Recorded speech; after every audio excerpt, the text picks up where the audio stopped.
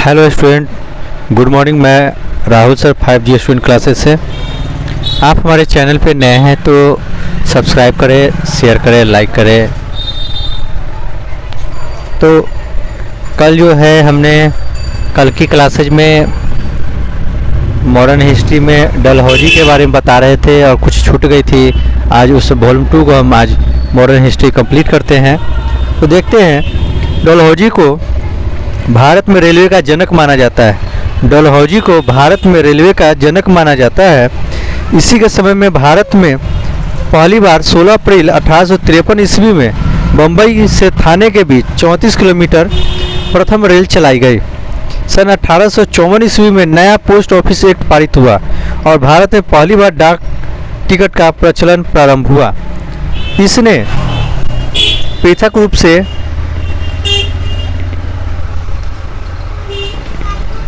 भारत में पहली बार सार्वजनिक निर्माण विभाग की स्थापना की। इसने का अर्थ यह होता है लॉर्ड डलहौजी, ठीक ना। इसने सन 1854 ईस्वी में एक स्वतंत्र विभाग के रूप में लोक सेवा विभाग की स्थापना की। इसी के समय में 1853 में कलकत्ता एवं आगरा के बीच पहली बार बिजली से संचालित तार सेवा शुरू हुई। इसने शिमला को ग्रीष्मकालीन राजधानी बनाया। इसी के समय में भारतीय नागरिक सेवा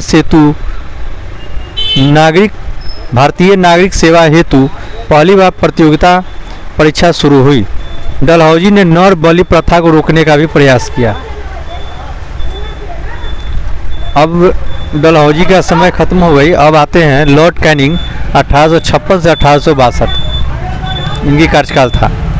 यह भारत में कंपनी द्वारा नियुक्त अंतिम गवर्नर जनरल तथा ब्रिटिश सम्राट के अधीन नियुक्त भारत का प्रथम वायसराय था। इसके समय की सबसे महत्वपूर्ण घटना थी सन 1857 ईस्वी का ऐतिहासिक विद्रोह। इसी विद्रोह के बाद प्रशासनिक सुधार के अंतर्गत भारत का शासन कंपनी के हाथों से सीधे ब्रिटिश सरकार के नियंत्रण में ले लिया गया। कैनिंग के समय इंडियन हाई कोर्ट एक्ट पारित हुआ, जिसके द्वारा बम्बई, कलकत्ता तथा मद्रास में एक उच्च न्यायालय की स्थापना की गई। कैनिंग के समय में ही 1856 ईस्वी में विधवा पुनर्विवाह अधिनियम पारित हुआ। भारत शासन अधिनियम 1858 के तहत मुगल सम्राट के पद को समाप्त कर दिया गया। मैकाले द्वारा प्रारूपित दंड संहिता को 1858 ईस्वी में कानून बना दिया गया तथा सन 1859 ईस्वी में अपराध विधान संहिता लागू की गई, यानी राज विलय की नीति को समाप्त कर दिया गया। 1861 ईस्वी में इंडियन काउंसिल एक्ट पारित हुआ तथा पोर्टफोलियो प्रणाली लागू की गई।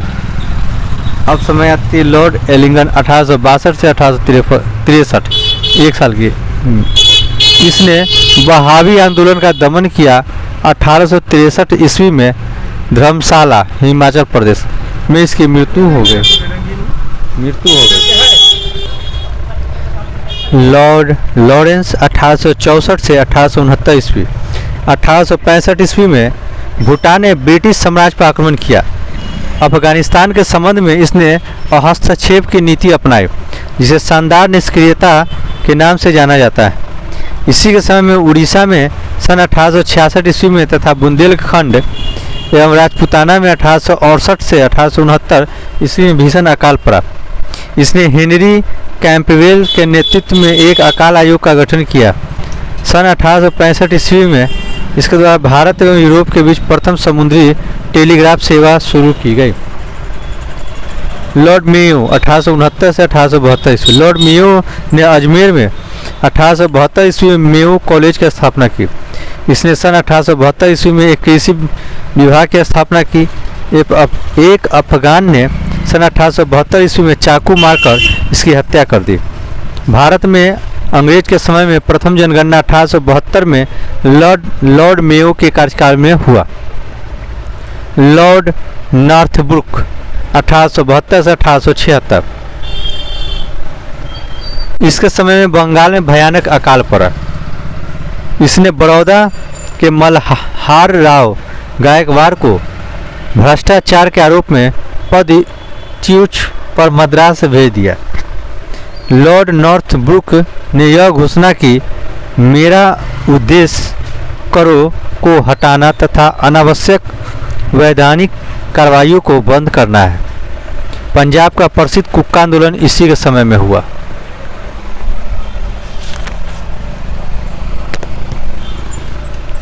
इसी के समय में सुएज नहर खुल जाने से भारत एवं ब्रिटिश के बीच व्यापार में वृद्धि हुई। लॉर्ड लिंटन 1876 से 1880 यह एक प्रसिद्ध उपन्यासकार, निबंध लेखक एवं साहित्यकार था। साहित्याकाश में इसे ओवन मेरिडिथ के नाम से जाना जाता था। इसके समय में बम्बई, मद्रास, हैदराबाद, पंजाब, मध्य भारत आदि में भयानक अकाल पड़ा। लिटन ने रिचर्ड स्टेची की अध्यक्षता में एक अकाल आयोग की स्थापना की। 1 जनवरी 1877 ईस्वी को ब्रिटेन की महारानी विक्टोरिया को कैसर-ए-हिंद की उपाधि सम्मानित करने के लिए दिल्ली दरबार का आयोजन किया गया। 1878 ईस्वी में आर्म्स एक्ट पारित किया गया, जिसके जरिए भारतीयों द्वारा अपने पास हथियार रखने का अधिकार छीन लिया गया। मार्च 1878 ईस्वी में लिटन ने भारतीय समाचार पत्र अधिनियम पारित कर भारतीय समाचार पत्रों पर कठोर प्रतिबंध लगा दिए। इस कानून में प्रावधान था कि अगर किसी खबर में कोई आपत्तिजनक चीज छपती है तो सरकार उसकी प्रिंटिंग प्रेस सहित सारी संपत्ति जब्त कर सकती है। नोट: पायनियर अखबार ने वर्नाकुलम एक्ट प्रेस एक्ट 1878 का समर्थन किया।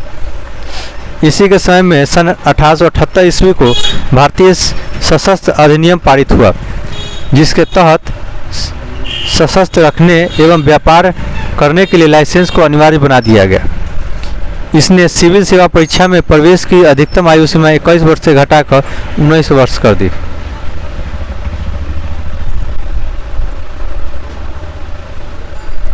लिटन ने अलीगढ़ में एक मुस्लिम एंग्लो प्राच्य महाविद्यालय की स्थापना की।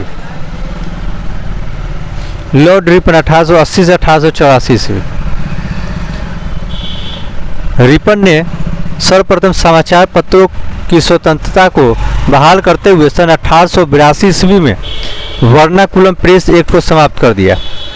इसने लिटिल सेवा में प्रवेश की आयु को 19 वर्ष से बढ़ाकर 21 वर्ष कर दिया गया। इसने स्थानीय स्वशासन की शुरुआत की। इसके समय में ही भारत में सन 1881 ईस्वी में सर्वप्रथम नियमित जनगणना करवाई गई। तब से लेकर अब तक प्रत्येक 10 वर्ष के अंतराल पर जनगणना की जाती है। भारत में पहली बार जनगणना 1872 ईस्वी में हुई थी। रिपन के द्वारा सन 1881 में प्रथम कारखाना अधिनियम लाया गया। रिपन के समय में शैक्षिक सुधारों के अंतर्गत विलियम हंटर की अध्यक्षता में एक आयोग गठित किया गया। इसके समय में यूरोपियों के विरुद्ध भारतीय न्यायाधीशों द्वारा मुकदमे की सुनवाई के लिए एल्बर्ट विधेयक प्रस्तुत किया गया, लेकिन यूरोप वासियों के प्रबल विरोध के कारण इसे वापस लेना पड़ा। अंग्रेजों द्वारा इस विधेयक के विरोध में एक विद्रोह को श्वेत विद्रोह के नाम से जाना जाता है। फ्लोरेंस नाइटिंगेल ने रिपन को भारत के उदारक की संज्ञा दी। लॉर्ड डफरिन 1884 से 1888 ईस्वी। इसके समय तृतीय आंग्ल बर्मा युद्ध 1885 से 88 हुआ और बर्मा को अंतिम रूप अंग्रेजी राज्य में मिला लिया गया। इसी के समय Bengal tenancy act, Awadh tenancy act तथा पंजाब टेनेंसी एक्ट पारित हुआ। इसके समय की सबसे महत्वपूर्ण घटना थी 28 दिसंबर 1885 ईस्वी को बम्बई में A.O. ह्यूम के नेतृत्व में भारतीय राष्ट्रीय कांग्रेस की स्थापना की। लॉर्ड लैंसडाउन 1888 से 1894 ईस्वी। भारत और अफगानिस्तान के मध्य सीमा रेखा का निर्धारण इसी समय हुआ। 1891 ईस्वी में दूसरा कारखाना अधिनियम लाया गया। जिसमें स्त्रियों को 11 घंटे प्रतिदिन से अधिक काम करने पर प्रतिबंध लगाया गया। साथ ही सप्ताह में एक दिन छुट्टी की व्यवस्था की गई। लॉर्ड एलिंगन द्वितीय भारत को तलवार को लॉर्ड एलिंगन द्वितीय 1894 से 1899 ईस्वी भारत को तलवार के बल पर विजित किया गया है और तलवार के बल पर ही इसकी रक्षा की जाएगी, यह कथन लॉर्ड एलिंगन द्वितीय का 1895 से 1898 ईस्वी के मध्य उत्तर प्रदेश, बिहार, पंजाब एवं मध्य प्रदेश में भयंकर अकाल पड़ा। लॉर्ड कर्जन 1899 से 1905 ईस्वी कर्जन ने सन 1901 ईस्वी में सर कॉलिन स्कॉट मॉनक्लिफ की अध्यक्षता में एक सिंचाई आयोग, 1902 ईस्वी में सर इंड्यूजर फ्रेजर की अध्यक्षता में एक पुलिस आयोग एवं सर थॉमस रैले की अध्यक्षता में विश्वविद्यालय आयोग की स्थापना की। 1904 में भारतीय विश्वविद्यालय अधिनियम पास किया गया। इसने सर एंटनी मैकडोनाल्ड की अध्यक्षता में एक अकाल आयोग का गठन किया। इसने सैन्य अधिकारियों के प्रशिक्षण के लिए क्वेटा में एक कॉलेज की स्थापना की। प्राचीन स्मारक प्रशिक्षण अधिनियम 1904 ईस्वी के द्वारा कर्जन ने भारत में पहली बार ऐतिहासिक इमारतों की सुरक्षा एवं मरम्मत की ओर ध्यान दिया। इसी कार्य के लिए कर्जन ने भारतीय पुरातत्व विभाग की स्थापना की। इसी के कार्यकाल के दौरान कलकत्ता में विक्टोरिया मेमोरियल हॉल का निर्माण हुआ। कर्जन के भारत विरोधी कार्यों में सर्वाधिक महत्वपूर्ण कार्य था। 1905 में बंगाल का विभाजन हुआ।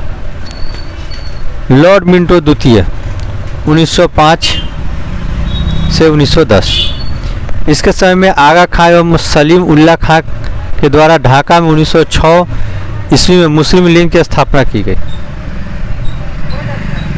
1907 ईस्वी में कांग्रेस के सूरत अधिवेशन में कांग्रेस का विभाजन हो गया। इसके शासनकाल में 1907 ईस्वी में आंग्ल एवं रूसी प्रतिनिधिमंडल के बीच बैठक हुई। मुसलमानों के लिए अलग निर्वाचन व्यवस्था माले मिंटो सुधार अधिनियम 1909 ईस्वी के द्वारा किया गया। लॉर्ड हार्डिंग द्वितीय 1910 से 1916 इसके समय में ब्रिटेन के राजा जॉर्ज पंचम भारत आए। भारत इस समय 1911 ईस्वी में दिल्ली में एक भव्य दरबार का आयोजन हुआ। यहाँ बंगाल विभाजन को रद्द करने की घोषणा की गई एवं भारत की राजधानी कलकत्ता से दिल्ली स्थानांतरित करने की घोषणा की गई। 1912 ईस्वी में दिल्ली भारत की राजधानी बनी। 23 दिसंबर 1912 को लॉर्ड हार्डिंग पर दिल्ली में बम फेंका गया। इसी के समय 28 जुलाई 1914 ईस्वी को प्रथम विश्व युद्ध प्रारंभ हुआ। ये क्वेश्चन को आप टिक मार्क लगा लेंगे कि 23 दिसंबर 1912 को लॉर्ड हार्डिंग पर दिल्ली में बम फेंका गया और प्रथम विश्व युद्ध 18 जुलाई 1914 ईस्वी को प्रथम विश्व युद्ध हुआ। इसी के शासनकाल में फिरोज शाह मेहता ने बॉम्बे क्रॉनिकल एवं गणेश अयंकर विद्यार्थी ने प्रताप का प्रकाशन किया। 1916 में लॉर्ड हार्डिंग को बनारस हिंदू विश्वविद्यालय का कुलाधिपति नियुक्त किया गया। लॉर्ड चेम्सफोर्ड 1916 से 1921 ईस्वी कांग्रेस के लखनऊ अधिवेशन 1916 ईस्वी में कांग्रेस का एकीकरण हुआ एवं मुस्लिम लीग के साथ समझौता हुआ। 1916 ईस्वी में पूना में महिला विश्वविद्यालय की स्थापना हुई। इसके काल में 1917 ईस्वी में शिक्षा पर सैंडलर आयोग का गठन किया गया। इसी के काल में 1919 ईस्वी में रॉलेट एक्ट पारित हुआ।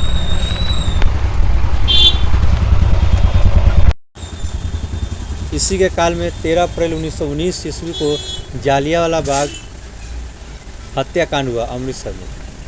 खिलाफत आंदोलन एवं गांधी जी का असहयोग आंदोलन इसी के समय प्रारंभ हुआ। तृतीय अफगान युद्ध इसी के समय हुआ।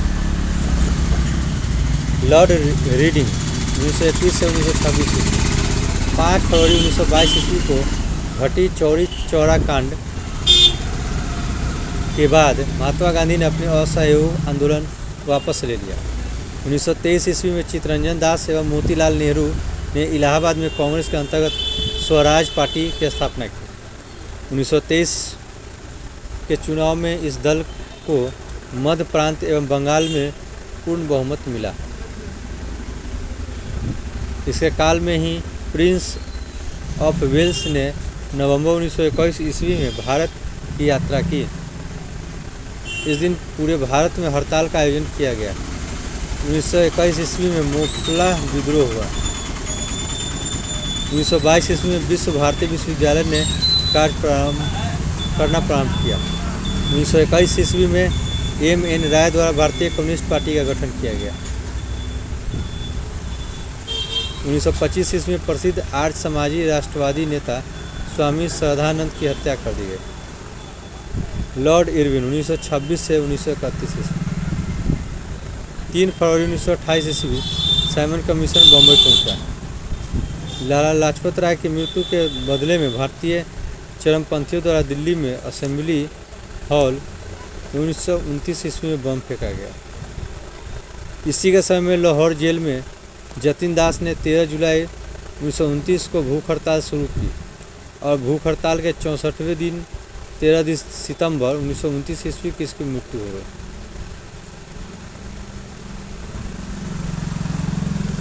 भूख हड़ताल का कारण भारतीय एवं अंग्रेज कैदियों के बीच व्यवहार में किए जाने वाला भेदभाव था।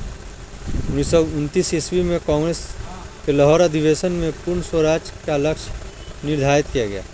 26 जनवरी 1930 ईस्वी को स्वतंत्रता दिवस मनाने की घोषणा की गई। सविनय अवज्ञा आंदोलन के दौरान महात्मा गांधी को 5 मई 1930 को गिरफ्तार कर लिया गया।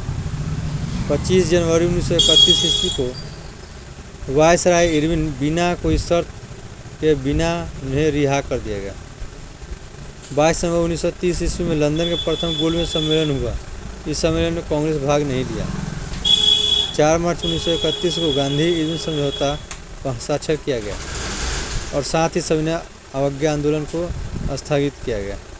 अगला क्या, लॉर्ड वेंटिंगटन 1931 से 1936।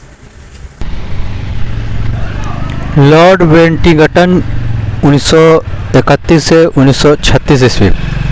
इसके समय में लंदन में 7 सितंबर से 1 दिसंबर 1931 ईस्वी तक द्वितीय गोलमेज सम्मेलन का आयोजन हुआ। इस सम्मेलन में कांग्रेस ने भी भाग लिया।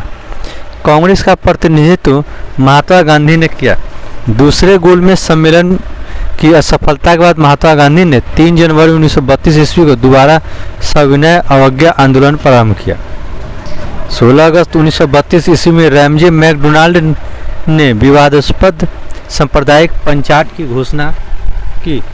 इसके अनुसार दलितों को हिंदुओं से अलग मानकर उन्हें अलग प्रतिनिधित्व देने की कहा गया और दलित वर्गों के लिए अलग निर्वाचन मंडल का प्रावधान किया गया। इससे गांधी जी बहुत दुखी हुए और उन्होंने इसे हटाने के लिए आमरण उपवास आरंभ कर दिया। अंत में एक समझौता, जिसे प्रायः पुनः समझौता कहते हैं, किया गया, जिसमें दलित वर्गों के लिए साधारण वर्गों में ही सीटों का आरक्षण किया गया। पुनः समझौता 24 सितंबर 1932 ईस्वी को हुआ। 17 नवंबर से 24 दिसंबर 1932 ईस्वी तक लंदन में तृतीय गोलमेज सम्मेलन का आयोजन हुआ। कांग्रेस ने इसमें भाग नहीं लिया। बिहार में 1934 ईस्वी में भयंकर भूकंप आया। भारत अधिनियम 1935 पास किया गया। लॉर्ड वेलिंगटन ने कांग्रेस के बम्बई अधिवेशन 1915 ईस्वी में हिस्सा लिया था। इस अधिवेशन की अध्यक्षता सर सत्येंद्र प्रसन्न सिन्हा ने की थी। लॉर्ड लिंथगो 1936 और 1943 ईस्वी। इसके समय में पहली बार चुनाव कराया गया। कांग्रेस ने 11 में से 8 प्रांतों बॉम्बे, मद्रास, बिहार, संयुक्त प्रांत मध्य प्रांत, उड़ीसा, उत्तर प्रदेश, सीमांत प्रांत, असम में अपनी सरकारें बनाई। प्रथम 6 प्रांतों में कांग्रेस को स्पष्ट बहुमत मिली। बंगाल, असम, उत्तर पश्चिम सीमा प्रांत, पंजाब और सिंध में कांग्रेस को पूर्ण बहुमत नहीं मिली थी। 1 सितंबर 1939 ईस्वी को द्वितीय विश्व युद्ध प्रारंभ हुआ। ब्रिटिश सरकार ने बिना भारतीयों से पूछे भारत को भी युद्ध में झोंक दिया। कांग्रेस ने इसका विरोध करते हुए नारा दिया, न कोई भाई न कोई पाई, और इसने अपने द्वारा शासित प्रांतों के सभी मंत्रिमंडलों से त्यागपत्र दे दिया। 1 मई 1939 ईस्वी में सुभाष चंद्र बोस ने फॉरवर्ड ब्लॉक नाम की एक नई पार्टी बनाई। 1940 ईस्वी में लिंग के लाहौर अधिवेशन में पहली बार पाकिस्तान की मांग की गई। 8 अगस्त 1940 को अगस्त प्रस्ताव अंग्रेजों के द्वारा लाया गया। 1942 ईस्वी में क्रिप्स मिशन भारत आया। 9 अगस्त 1942 ईस्वी को कांग्रेस ने भारत छोड़ो आंदोलन प्रारंभ किया। 1943 ईस्वी में बंगाल में भयानक अकाल पड़ा। लॉर्ड बेवेल 1944 से 1947 ईस्वी। शिमला समझौता 1945 ईस्वी में हुआ। कैबिनेट मिशन 1946 ईस्वी में भारत आया। इस मिशन के सदस्य Stafford Cripps, Patrick Lawrence, A अलेक्जेंडर। 20 फरवरी 1947 ईस्वी में प्रधानमंत्री lord Clement Attlee Labour party ने हाउस ऑफ कॉमर्स में यह घोषणा की कि जून 1948 ईस्वी तक प्रभु सत्ता भारतीयों के हाथ में दे देंगे।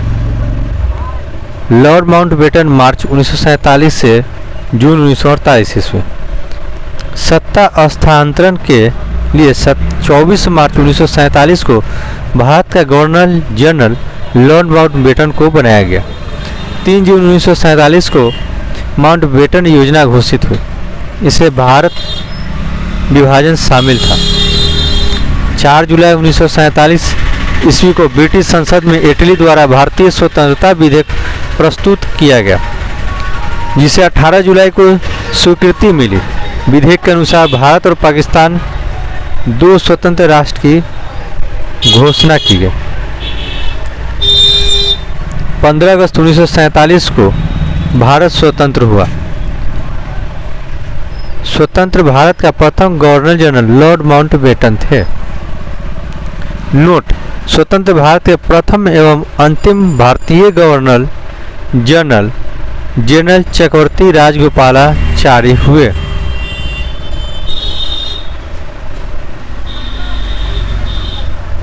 (1857) ईस्वी की महान क्रांति।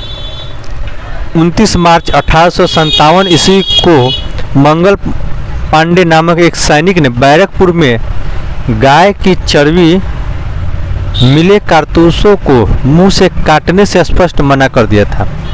फलस्वरूप उसे गिरफ्तार कर 8 अप्रैल 1857 ईस्वी को फांसी दे दी गई।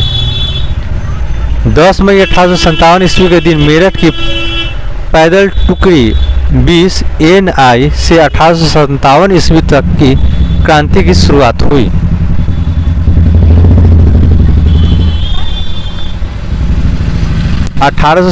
ईस्वी के क्रांति के स्थानीय विद्रोह नेताओं में प्रसिद्ध सतारा के रंगा बापूजी गुप्ते, हैदराबाद के सोनाजी पंडित, रंगाराव पांगे, मौलवी सैयद अलाउद्दीन, कर्नाटक के भीमराव मुनंगी, छोटा सिंह, कोल्हापुर के अन्नाजी फडणवीस, तात्या मोतित, मद्रास के गुलाम गौस, सुल्तान बख्श, चिंगलपुट के अरन्नागिरी कृष्णा, कोयम्बटूर के मूलबांग स्वामी, केरल के विजय कुदारत कुंजी, मामा मुल्ला सली कोंजी, मरकार, गोवा में दीपू जी राणा, गोलकुंडा क्षेत्र में चिंता भुपति और उसका भतीजा सन्यासी भुपति, गंजे में राधा किशन दनसेन तथा असम में दीवान मणिराम दत्त थे। भारत का स्वतंत्रता संघर्ष महत्वपूर्ण था। पहला अंग्रेज विरोधी संघर्ष सन्यासी के द्वारा किया गया। सन्यासी विद्रोह का उल्लेख बंकिम चंद्र चटर्जी के उपन्यास आनंद मठ में किया गया। 1857 ईस्वी में दादा भाई नौरोजी ने इंग्लैंड में भारतीय सुधार समिति की स्थापना की गई। 1857 ईस्वी के बाद ब्रिटिश सरकार का रुख कांग्रेस के प्रति कठोर होता चला गया। डफरिन ने कहा, कांग्रेस केवल सूक्ष्मदर्शी अल्पसंख्या का प्रतिनिधित्व करती है। कर्जन ने कहा, कांग्रेस अपने पतन की ओर लड़खड़ाती हुई जा रही है। अरविंद घोष के अनुसार कांग्रेस क्षय रोग से मरने वाली है।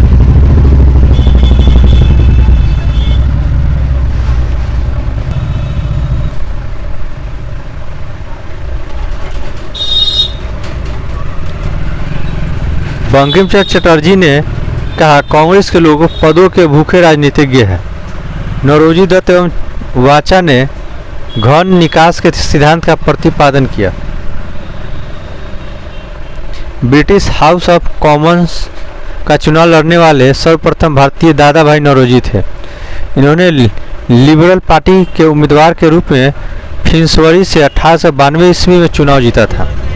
लॉर्ड कर्जन ने 20 जुलाई 1905 ईस्वी को बंगाल विभाजन के निर्णय की घोषणा की। बंगाल विभाजन के विरोध में 7 अगस्त 1905 ईस्वी को कलकत्ता के टाउन हॉल में स्वदेशी आंदोलन की घोषणा की गई। बंगाल विभाजन 16 अक्टूबर 1905 ईस्वी को प्रभावी हुआ।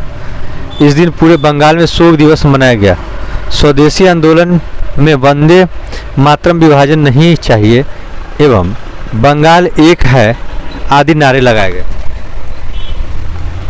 आंध्र के डेल्टा इलाकों में स्वदेशी आंदोलन के वंदे मातरम आंदोलन के नाम से जाना जाता था। 1906 ईस्वी में कलकत्ता में हुए कांग्रेस के अधिवेशन की अध्यक्षता करते हुए दादा भाई नौरोजी ने पहली बार स्वराज की मांग प्रस्तुत की। स्वदेशी आंदोलन चलाने के तरीके को लेकर ही कांग्रेस 1907 ईस्वी के सूरत अधिवेशन में उग्रवादी गरम दल एवं उदारवादी नरम दल नामक 2 दलों में विभाजित हो गया। इस सम्मेलन की अध्यक्षता रास बिहारी बोस ने की थी। स्वदेशी आंदोलन के अवसर पर ही रविन्द्रनाथ ठाकुर ने अपना प्रसिद्ध गीत अमार सोनार बंगाल लिखा। बाद में यही गीत देश का राष्ट्रीय गीत बना।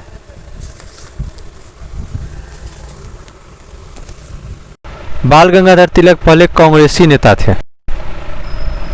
इन्होंने देश के लिए कई बार जेल की यात्रा की। प्लेग के समय की ज्यादतियों से प्रभावित होकर पूना के चापेकर बंधुओं ने प्लेग अधिकारी रेड एवं यशस्टड की हत्या कर दी। बंगाल में क्रांतिकारी विचारधारा को वारिंद्र कुमार घोष एवं भूपेंद्र नाथ दत्त ने फैलाया। 1905 में वारिंद्र कुमार घोष ने भवानी मंदिर नाम की पुस्तिका लिखी, जिसमें क्रांतिकारी कार्यों को संगठित करने के लिए केंद्र बनाने के लिए जानकारी दी गई थी। 1906 ईस्वी में इन दोनों से मिलकर युगांतर नामक समाचार पत्र का प्रकाशन किया। बंगाल में पी मित्रा ने अनुशीलन समिति का गठन किया, जिसका उद्देश्य था खून का बदला खून। अनुशीलन समिति की 500 शाखाएं खोली गई। अनुशीलन समिति ने हेमचंद को रूसी क्रांतिकारियों से बम बनाने की कला सीखने के लिए रूस भेजा। महाराष्ट्र में विनायक दामोदर सावरकर ने 1904 ईस्वी में अभिनव भारत का नामक संस्था स्थापित की। अभिनव भारत संगठन के सदस्य पी.एन. बापट बम बनाने की कला सीखने के लिए पेरिस गए। महाराष्ट्र में क्रांतिकारी आंदोलन उभारने का श्रेय तिलक के पत्र केसी को जाता है। तिलक ने 1893 ईस्वी में गणपति एवं 1895 ईस्वी में शिवाजी उत्सव मनाया प्रारंभ किया।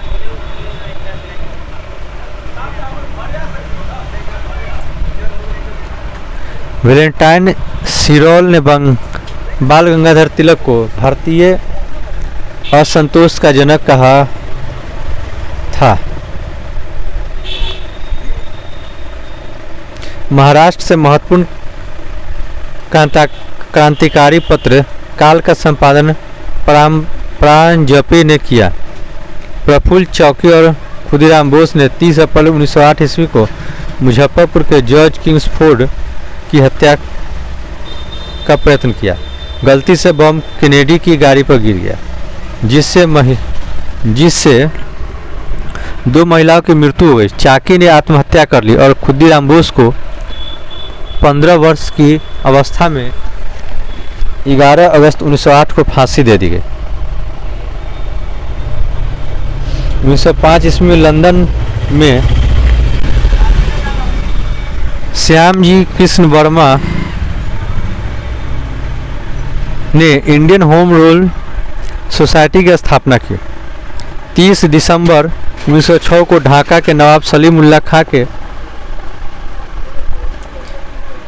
निमंत्रण पर सम्मेलन हुआ।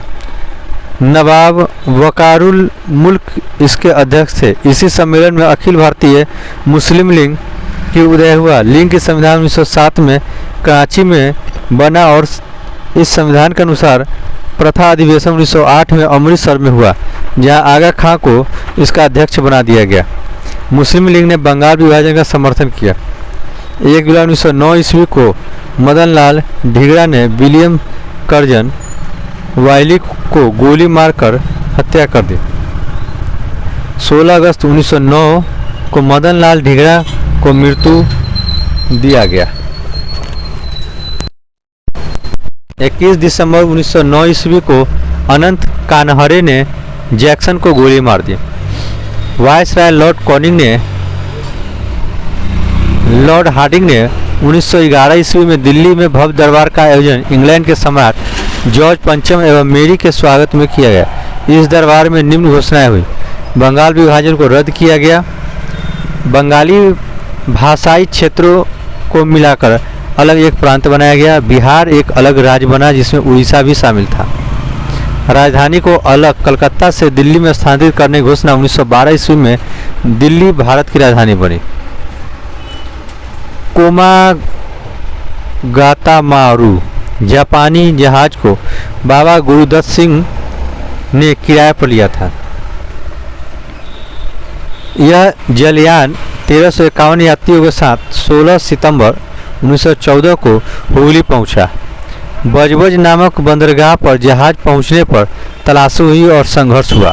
18 यात्री मार दिए गए और लगभग 25 यात्री घायल हुए।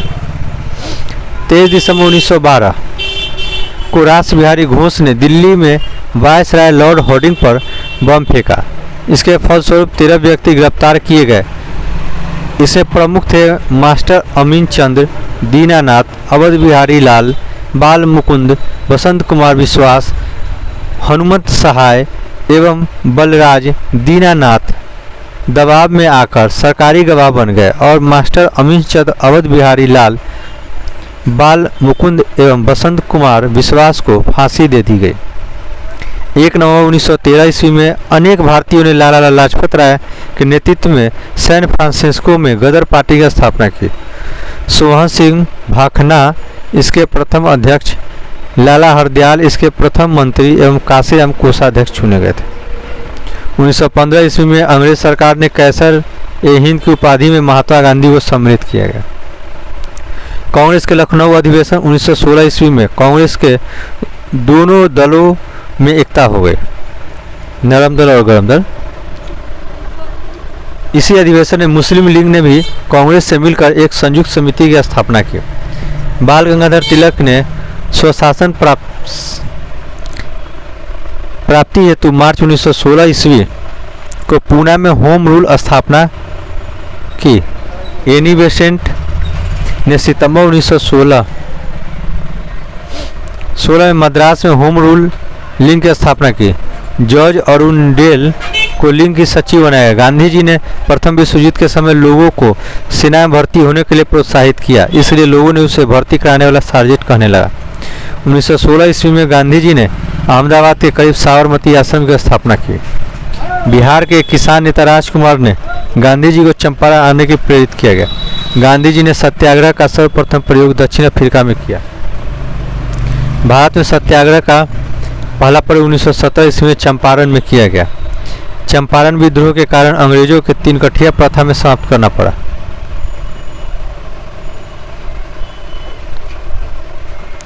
बेसेंट ने 20 अगस्त 1917 ईस्वी को होम रूल लीग को समाप्त करने की घोषणा की। महात्मा गांधी ने पहली बार भूख हड़ताल अहमदाबाद मिल मजदूरों के हड़ताल के समर्थन में की थी। गांधी जी ने 1918 ईस्वी में गुजरात के खेड़ा जिले में कर नहीं आंदोलन चलाया। 19 मार्च 1919 ईस्वी को रॉलेट एक्ट लागू किया गया। इसके अनुसार किसी भी संदेहास्पद व्यक्ति को बिना मुकदमा चलाए गिरफ्तार किया जा सकता था, परंतु उसके विरुद्ध न कोई अपील, न कोई दलील, न कोई वकील किया जा सकता था। गांधी जी ने इसे कानून के विरुद्ध 6 अप्रैल 1919 ईस्वी को देशव्यापी हड़ताल करवाई। 13 अप्रैल 1919 ईस्वी को अमृतसर में जलियांवाला बाग हत्याकांड हुआ। डॉक्टर सतपाल और सैफुद्दीन किचलू की गिरफ्तारी के विरोध में हो रही जनसभा पर जनरल डायर ने अंधाधुंध गोलियां चलवाई। सरकारी रिपोर्ट के अनुसार इसमें 379 व्यक्ति एवं कांग्रेस समिति के अनुसार लगभग 1000 व्यक्ति मारे गए। जलियांवाला बाग हत्याकांड में हंसराज नामक भारतीय ने डायर का सहयोग किया। शंकर नायर ने जलियांवाला बाग हत्याकांड के विरोध में वायसराय के कार्य समिति परिषद के सदस्य से इस्तीफा दे दिया। जलियांवाला बाग हत्याकांड के विरोध में महात्मा गांधी ने कैसर-ए-हिंद की उपाधि, जमनलाल बजाज ने राय बहादुर की उपाधि एवं रविंद्रनाथ टैगोर ने सर की उपाधि वापस कर ली।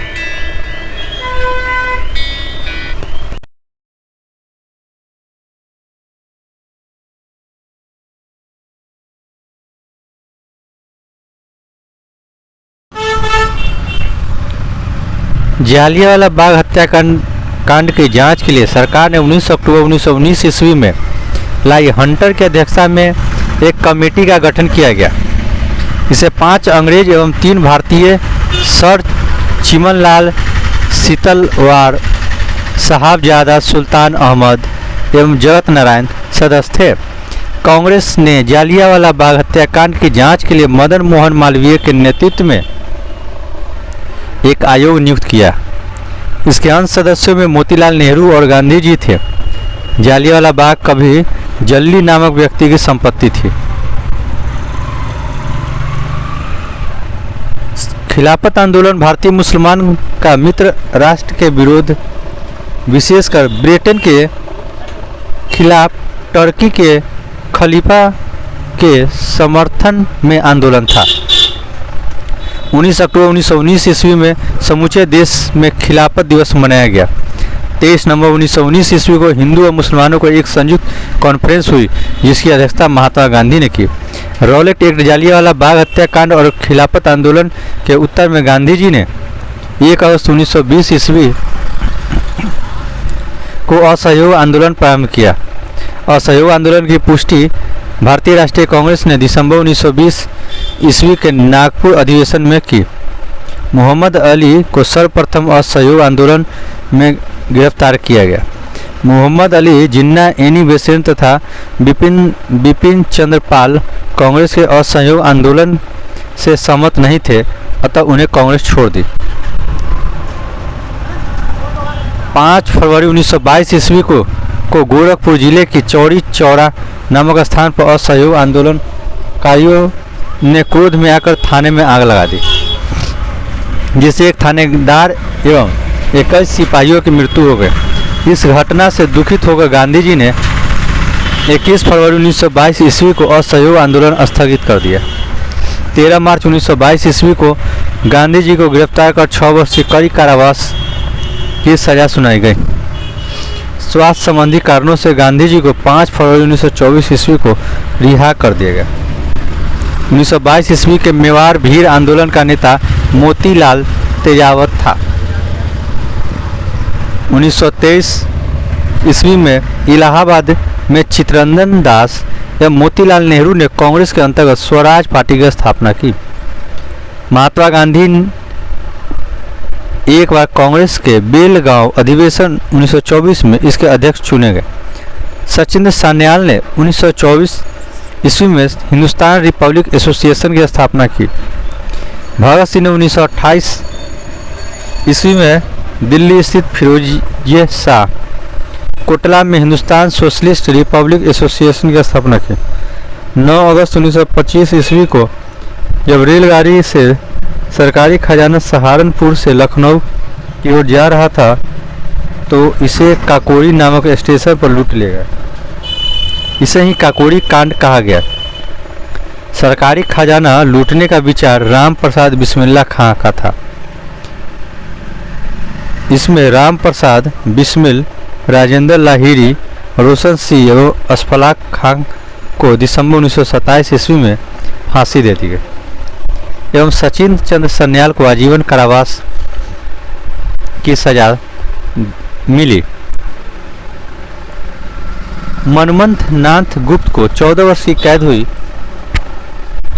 राम प्रसाद बिस्मिल्ला यह कहते हुए कि मैं राज के पतन की इच्छा करता हूं, फांसी पर लटक गए।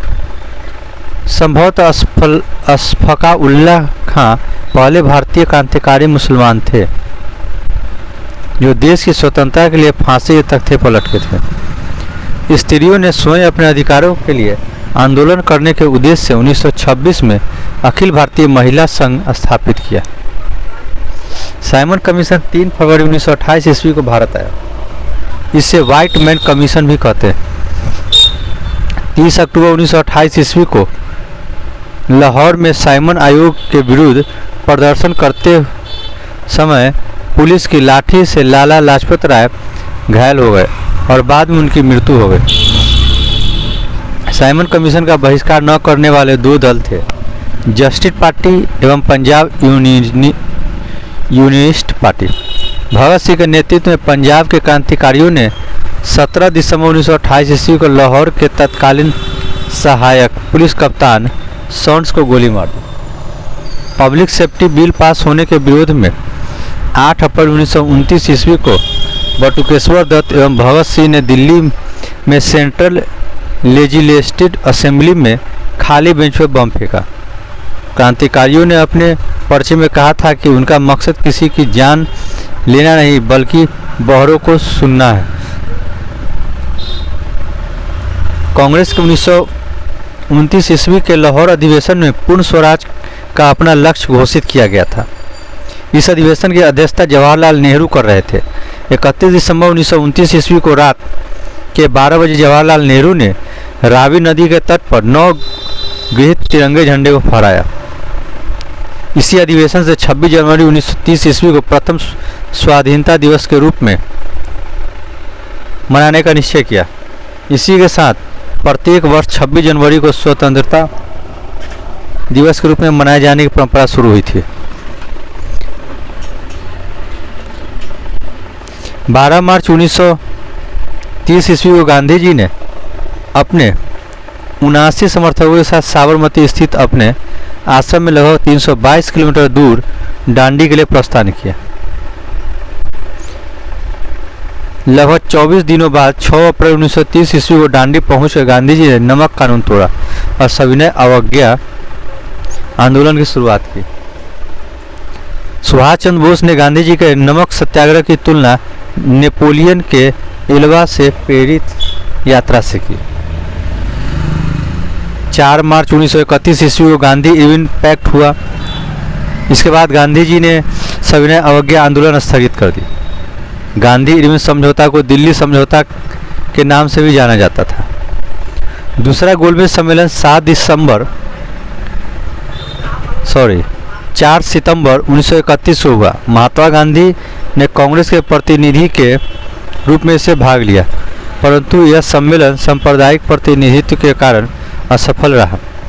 नोट: प्रथम गोलमेज सम्मेलन 12 नवंबर 1930 ईस्वी एवं तृतीय गोलमेज सम्मेलन 17 नवंबर 1932 में हुआ। तीनों गोलमेज सम्मेलन के समय इंग्लैंड के प्रधानमंत्री जेम्स रैमजे मैकडोनाल्ड था। डॉक्टर भीमराव अंबेडकर लंदन में हुई तीनों गोलमेज सभाओं में अछूतों के प्रतिनिधि के रूप में बुलाया गया। दूसरे गोलमेज सम्मेलन की असफलता के बाद गांधी जी ने 3 जनवरी 1932 ईस्वी को पुनः सविनय अवज्ञा आंदोलन प्रारंभ कर दिया। सविनय अवज्ञा आंदोलन अंतिम रूप से 7 अप्रैल 1934 ईस्वी को वापस लिया गया। सविनय अवज्ञा आंदोलन में पठन सत्याग्रहियों पर गोली चलाने से गढ़वाल राइफल ने इनकार कर दिया। 23 मार्च 1931 ईस्वी को सुखदेव, भगत सिंह और राजगुरु को फांसी पर लटका दिया गया। मई 1934 ईस्वी कांग्रेस सोशलिस्ट पार्टी की स्थापना हुई। 1939 ईस्वी में महात्मा गांधी द्वारा प्रस्तावित प्रत्याशी पट्टाभी सीतारामैया को हराकर सुभाष चंद्र बोस कांग्रेस का अध्यक्ष चुने गए। 1 मई 1939 ईस्वी को सुभाष चंद्र बोस ने कांग्रेस के भीतर ही एक नए गुट का गठन किया जिसे फॉरवर्ड ब्लॉक कहा गया। सुभाष चंद्र बोस ने स्वतंत्रता संघर्ष के दौरान फ्री इंडियन लीजन नामक सेना बनाई थी। 13 मार्च 1940 ईस्वी को लंदन में पंजाब के सुनाम नामक स्थान के सरदार उधम सिंह ने पंजाब के भूतपूर्व लेफ्टिनेंट गवर्नर डायर को गोली मारकर हत्या कर दी। गांधी जी ने 17 अक्टूबर 1940 ईस्वी को पावनार में व्यक्तिगत सत्याग्रह आंदोलन शुरू किया। इस आंदोलन के प्रथम सत्याग्रही विनोबा भावे, दूसरे सत्याग्रही जवाहरलाल नेहरू एवं तीसरे सत्याग्रही ब्रह्मदत्त थे। इस आंदोलन को दिल्ली चलो आंदोलन भी कहा गया। 24 मार्च 1940 ईस्वी को मुस्लिम लीग के लाहौर अधिवेशन में अध्यक्षता करते हुए मोहम्मद अली जिन्ना ने भारत से अलग मुस्लिम राष्ट्र पाकिस्तान की मांग की। मुस्लिम लीग के 1940 ईस्वी के दिल्ली अधिवेशन में खलीक कुजम्मा ने पाकिस्तान नामक से अलग राष्ट्र का प्रस्ताव रखा। वर्धा में कांग्रेस ने अंग्रेजों को भारत छोड़ो प्रस्तावित पारित किया। 7 अगस्त 1942 ईस्वी को कांग्रेस की बैठक बम्बई के ऐतिहासिक ग्वालियर टैंक में हुई। गांधी के भारत छोड़ो प्रस्ताव को कांग्रेस कार्य समिति ने 8 अगस्त 1942 ईस्वी को स्वीकार किया। भारत छोड़ो आंदोलन की शुरुआत 9 अगस्त 1942 ईस्वी को हुई। इसी आंदोलन में गांधी जी ने करो या मरो का नारा दिया। 9 अगस्त 1942 ईस्वी को प्रातःकाल ही गांधी जी एवं कांग्रेस के अन्य सभी महत्वपूर्ण नेताओं को गिरफ्तार कर लिए। गांधी जी को पूना के आगा खां महल में तथा कांग्रेस का कारनी के अन्य सदस्यों को अहमदनगर के दुर्ग में रखा गया था। राजेंद्र प्रसाद को भी नजरबंद कर दिया गया। 9 मई 1944 ईस्वी को गांधी जी को जेल से छोड़ा गया। आज़ाद हिंद फौज की स्थापना का विचार सर्वप्रथम कैप्टन मोहन सिंह के मन में आया। आज़ाद हिंद फौज की प्रथम डिवीजन का गठन 1 सितंबर 1942 ईस्वी को कैप्टन मोहन सिंह के द्वारा किया गया, परंतु वह असफल रहा। आज़ाद हिंद फौज का सफलतापूर्वक स्थापना का श्रेय रास बिहारी घोष को दिया जाता है।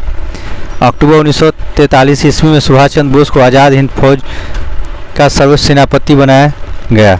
आज़ाद हिंद फौज के 3 ब्रिगेडों के नाम सुभाष ब्रिगेड, गांधी ब्रिगेड एवं नेहरू ब्रिगेड एवं महिलाओं के ब्रिगेड का नाम लक्ष्मीबाई रेजिमेंट था।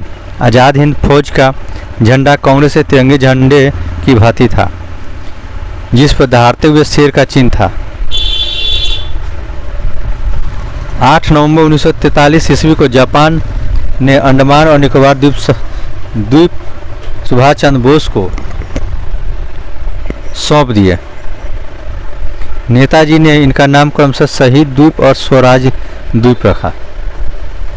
टोक्यो जाते हुए फार्मूसा द्वीप के बाद अचानक हवाई जहाज में आग लग जाने से सुभाष चंद्र बोस को 8 अगस्त 1945 ईस्वी को मारे गए, परंतु इस दुर्घटना को अभी तक प्रमाणित नहीं माना गया।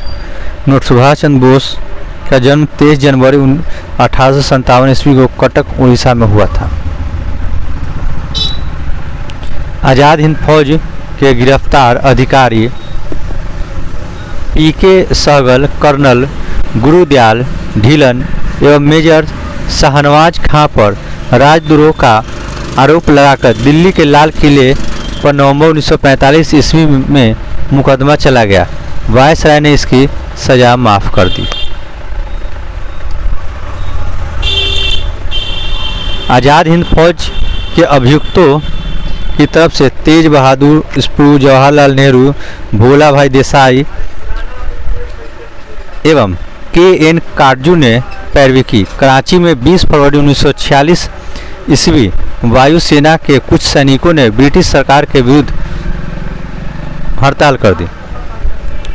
बम्बई, लाहौर, दिल्ली में भी यह शीघ्र ही फैल गए। इसमें लगभग 5200 सैनिकों ने भाग लिया। इनकी प्रमुख मांग थी कि भारतीय और अंग्रेज सैनिकों में बराबरी का व्यवहार किया जाए। नौसेना विद्रोह 19 फरवरी 1946 ईस्वी को बम्बई में INS तलवार नामक जहाज के 9 सैनिकों के द्वारा किया गया। 5000 सैनिकों ने आज़ाद हिंद फौज के बिल्ले लगाए। इन्होंने भी बराबरी की मांग की। कैबिनेट मिशन योजना को मुस्लिम लीग ने 6 जून 1946 ईस्वी को और कांग्रेस ने 25 जून 1946 ईस्वी को स्वीकार कर लिया। कैबिनेट मिशन योजना को स्वीकार किए जाने के पश्चात संविधान सभा के निर्माण के लिए हुए चुनाव में कांग्रेस ने 214 समान स्थानों में से 205 स्थान प्राप्त किए और मुस्लिम लीग ने 78 मुस्लिम स्थानों में से 73 स्थान प्राप्त किए। कांग्रेस को 4 सिख सदस्यों का भी समर्थन मिला। मुस्लिम लीग ने 16 अगस्त 1946 ईस्वी को सीधी कार्रवाई दिवस मनाया। 27 मार्च 1947 ईस्वी को मुस्लिम लीग ने पाकिस्तान दिवस के रूप में मनाया। जवाहरलाल नेहरू के नेतृत्व में अंतरिम सरकार का गठन 2 दिसंबर 1946 ईस्वी को हुआ। 26 अक्टूबर 1946 ईस्वी को मुस्लिम लीग 5 सदस्य अंतरिम सरकार में सम्मिलित। स्वतंत्रता प्राप्ति के समय कांग्रेस के अध्यक्ष JB कृपलानी एवं ब्रिटेन के प्रधानमंत्री क्लीमेंट एटली लेबर पार्टी थे। भगत सिंह के विरुद्ध मुखबिरी करने के कारण फणिंद घोष की हत्या बैकुंठ शुक्ल ने कर दी थी। महात्मा गांधी द्वारा